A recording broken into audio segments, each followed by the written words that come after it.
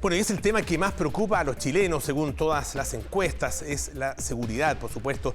Y también lo notan las autoridades que más cerca están de la población, los alcaldes. Y vamos a conversar justamente con la alcaldesa Carolina Leistao, alcaldesa de Peñalolén, presidenta además de la Asociación Chilena de Municipalidades. ¿Cómo está, alcaldesa? Muy buenos días, gusto saludarla.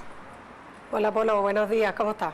Bien, bueno, acá obviamente con la preocupación en este tema que es el que más llama la atención, el que más inquieta sin duda a la población. Nos imaginamos que ustedes también como autoridades locales lo notan, reciben también esa preocupación y ese llamado de parte de la gente. ¿Qué es lo que más se les solicita? ¿Y cuál es un poco la mirada que ustedes pueden recoger de la población?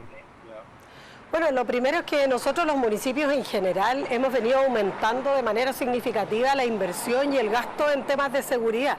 Y así todo, no es posible enfrentar este fenómeno de una manera más eficiente y efectiva, porque efectivamente lo que está pasando hoy día es que tenemos ciertas debilidades en el sistema que hacen que esto no sea...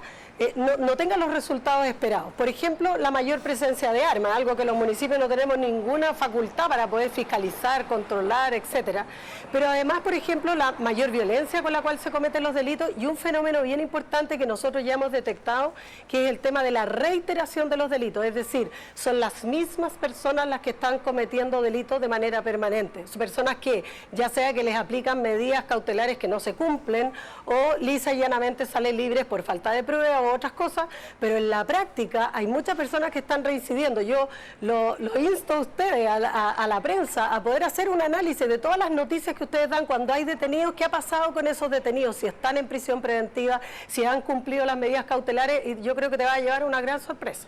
Bueno, de hecho es uno de los temas que se ha discutido a propósito de otro asunto que, según la mirada, ¿no es cierto?, particularmente de los parlamentarios de la oposición, tiene incidencia también en la situación delictual, que tiene que ver con el tema de los indultos. Varias de las personas que fueron efectivamente indultadas por el presidente tenían un prontuario más o menos importante. ¿Qué papel juega una decisión como esa, cree usted, en la mirada que tiene la población y qué es lo que usted ha podido conversar con los habitantes de su comuna?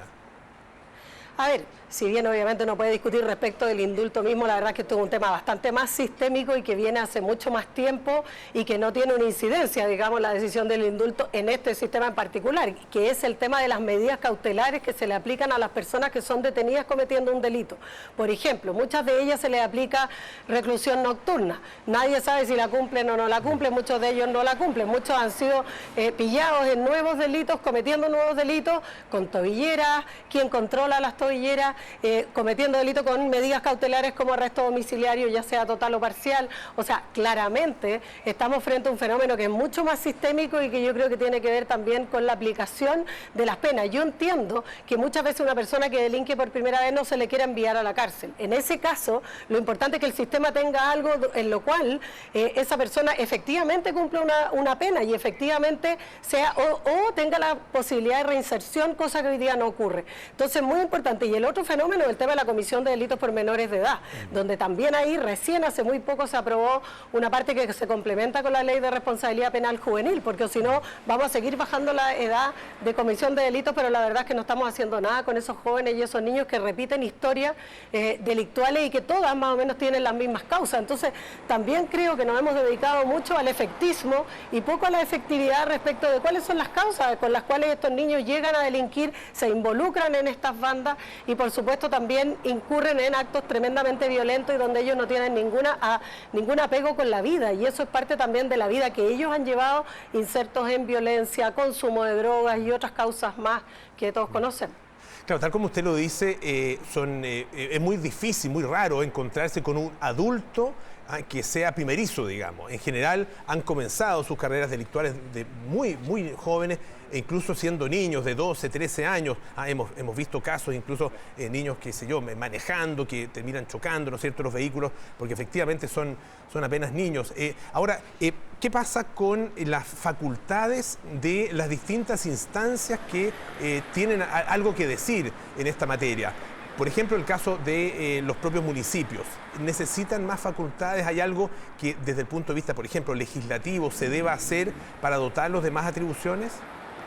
Absolutamente, lo hemos planteado en distintas mesas, también se lo planteamos a la ministra del Interior a propósito del acuerdo de seguridad, donde hay una cápita especial en el ámbito municipal donde creemos que debemos tener más atribuciones.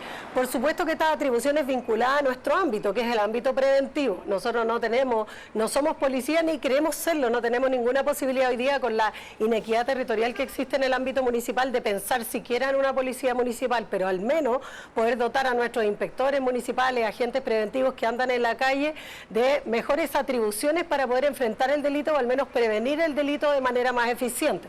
Por otro lado, también hay un tema de recursos. Los municipios tenemos recursos limitados para invertir. Nosotros tenemos en Peñalolén más de 100 cámaras que son operadas por funcionarios municipales en la comisaría de Peñalolén y con eso coordinamos, pero hay muchos otros municipios que ni siquiera cuentan con una cámara. Hay municipios que no tienen ni siquiera un patrullero. Hay otros que tenemos muy poquitos, otros municipios que tienen 200. Entonces la inequidad que se produce en la posibilidad de poder enfrentar fenómenos como este desde el ámbito municipal es bien limitada, con recursos y también con facultades para las personas que trabajan en la calle. Ahora, en el tema de hay una institución que sí tiene las atribuciones y que sí tiene todo el mandato legal de luchar contra la delincuencia, es Carabineros, ¿no es cierto? Y ha habido toda una discusión estos últimos días con respecto a el apoyo, el respaldo y la protección que tiene el Carabineros. ¿Qué visión tiene usted como alcaldesa y también como presidenta de la Asociación Chilena de Municipalidades? Yo creo que en general ha habido un cuestionamiento a la autoridad en su conjunto, a todo tipo de autoridad. Y por supuesto que Carabineros debe contar con todo el imperio de la ley, es decir, que tenga esta autoridad, que cuando llega a un lugar sea respetado y que cuando sea atacado tenga la posibilidad de responder ese ataque. Y yo creo que eso ha estado debilitado durante mucho tiempo. Yo al menos he sido una defensora de las facultades de Carabineros, respetando por supuesto con apego a los derechos humanos, pero eso no implica que Carabineros no pueda responder y actuar cuando corresponde. Y yo creo que efectivamente se ha debilitado su actuar. Muchas veces ellos prefieren no intervenir en algunas situaciones para no generar un conflicto o para no generar un enfrentamiento que puede terminar, por supuesto, cuestionándose después su reacción, etcétera. Y eso es así. Yo al menos lo he vivido personalmente en nuestra comuna, sobre todo, por ejemplo, cuando se tiran fuegos artificiales, que hoy día es delito, y que las personas dicen, oye, pero ¿por qué pasa? ¿Qué está pasando? Están tirando fuegos artificiales y nadie hace nada. Bueno, efectivamente, ingresar a una población donde están tirando fuegos artificiales, donde hay niños, donde está la gente en la calle, ingresar con un carro lanzagua, por ejemplo, es imposible, porque se va a generar una situación de enfrentamiento con la comunidad en general. Entonces se prefiere que terminen de tirar los fuegos artificiales y no hacer nada. Yo creo que eso es un error. Ahora, claro, ¿cómo enfrentarse a una situación como esa cuando estás con gente encima? Por ejemplo. O lo otro es en el caso de delitos violentos, donde obviamente el enfrentarse a armas cuando una persona no está bien equipada. Nos ha pasado muchas veces que hacemos un llamado, decimos, oye, aquí hay una situación compleja y nos dicen, bueno, pero para llegar a ese lugar tenemos que llegar con COP, es decir, con vehículos blindados, con una serie de preparaciones que muchas veces obviamente no los tienen, no están en nuestras comisarías, sino que tienen que traer un equipo especial. Eso dificulta el accionar de Carabineros muchas veces. Yo creo que hay que respaldar, por supuesto, su acción.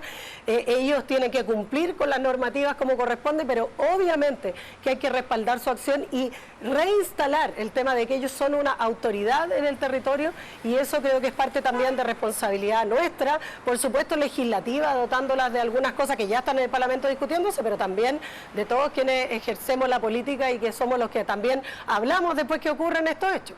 Claro, estaba pensando en las palabras del general Ricardo Yáñez, general director de Carabineros, hace algunos días, que claro, coinciden con lo que usted dice, pero se referían particularmente al tema del respaldo y a la tranquilidad y seguridad con que pueden efectivamente actuar los Carabineros sin estar pensando que después, bueno, o la Fiscalía o la propia autoridad gubernamental puede tomar algún tipo de medida en contra de ellos. Es decir, trabajar finalmente con tranquilidad y con libertad, dentro del marco, por supuesto, de la ley. No creo que estén pensando salirse de ese marco. En ese sentido, ¿existe ese respaldo, cree usted?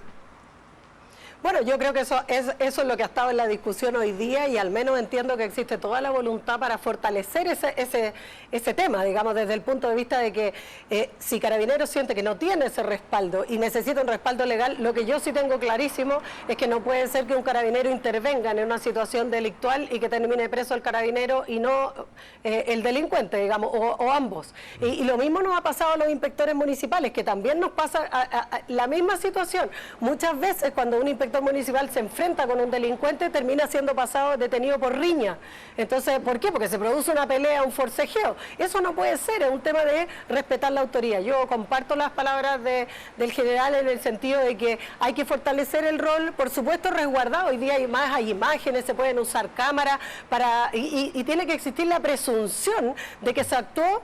Y luego, obviamente, si hay una investigación que dice que el carabinero actuó, se excedió de sus facultades, bueno, tendrá que ser sancionado, pero no al revés. Yo creo que el problema está en la presunción. Y yo creo que hay que presumir de que el carabinero actúa con el imperio de la ley. Alcaldesa Carolina Leistao, muchísimas gracias por estar esta mañana aquí en Tele 13 AM. Que tenga muy buenos días. Igual, Polo, buenos días.